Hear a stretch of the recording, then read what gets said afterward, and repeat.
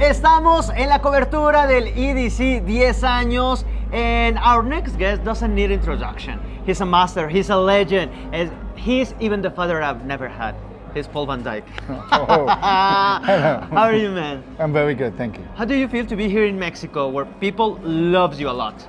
Well, it's always great to be here, and it's like whenever I play in Mexico, I feel very well received. Like people enjoy what I do, so it's always amazing. What do you do to be in the scene and keep that love, all that love for many years? I don't know, if it comes down to electronic music, I'm a total freak, and I think that passion comes across when I play. Everything I do has a meaning, and means something to me, and I try to bring this across, and I think that's the connection I have with my audience. What's the challenge when you're up on the stage? Well, I'm as prepared as I can be, so I know what I would like to do. Everything else is down to the interaction with the audience, and there's always like challenges in regards like technical things. There could be power cut or whatever, but it's out of my hands, so I don't worry about that. How do you handle all this energy with your people, with your crowd, when you're playing and they are dancing or screaming or anything, and you're like, oh my God, they are giving me this? How do you handle all that? Well, I don't know. I don't think I have a special treat for that. It's like I'm just as excited. If I wouldn't be on stage, I probably would be downstairs jumping up and down. So you're a legend, and I think you love a lot of music. That's obvious. But what do you enjoy the most, being in the studio or being in this kind of shows and this kind of festivals? I kind of like the music and everything that sort of evolves around it in a way. Because when I'm on stage, I pretty much have like a mobile recording studio with me on stage. Yeah. So it's very live. So, and when the stuff is not on stage, is with me in the hotel room or at home. So I'm always able to make music, and that's what I love. What do you feel when you see all the crowd and they are feeling your music? I mean, you're an artist, a legend, by the way, and you're making a song, and then you making a step back, you see your art, but you understand it in that way, but people may understand that in a different way. What do you feel about that?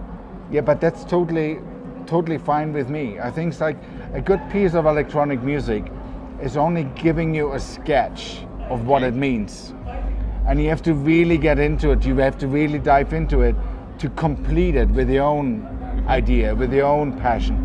And that's why electronic music has so passionate fans. Because people, I might make the music, and every single piece of music I made is really important to me, but it's not my music, it's our music. And talking about the audience and the crowd, what's your perfect crowd? What do they have? What do they need to have? Hunger for music, for good music. It's like, being excited about new things, being ready to be inspired as much as kind of that energy, that power. It's like, to me, the best DJ sets are kind of the ones that surprise you all along and give you something that you may not have heard before in that particular way, as much as obviously the things that you would like to hear. So when I play later on, as an example, it's going to be a lot of new stuff, very energetic, very powerful, but also some of the classics, because I see social media too, and like a lot of people requested me to play For an Angel, Home, Time of Our Lives, and all that, so somehow I tried to put it in. And maybe they are going to be on internet like, Paul van Dyk, you didn't play this song, you didn't play that. People are so crazy. And I think this is a weird question, because I don't know why, but what's next for you? When you have done, everything? Well, the next thing for me is always the next show. That's kind of like, the next sort of passionate thing. And so we're going to go to Asia next weekend. After that is Australia. So it's kind of a bit crisscrossing the planet right now. Traveling all around the world. And we can say you're working right now.